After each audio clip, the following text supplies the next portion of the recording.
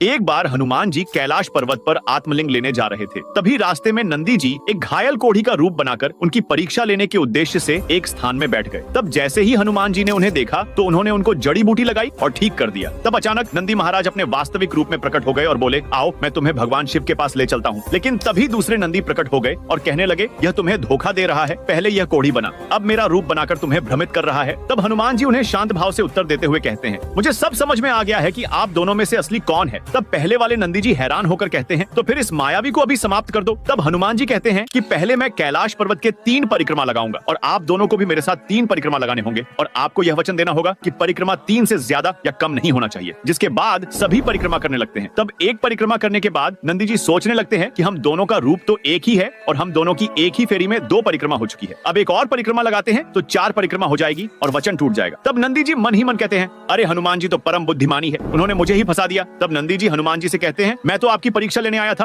पर असल में तो आपने मेरी ही परीक्षा ले ली। अब मैं समझ गया, आपको तो कोई भी माया परास्त नहीं कर सकती। जिसके बाद हनुमान जी और नंदी जी अपनी अंतिम परिक्रमा पूर्ण करते हैं। तो दोस्तों, हनुमान जी के सच्चे भक्त चैनल को सब्सक्राइब करके कमेंट में जय श्री राम जरूर लिखें।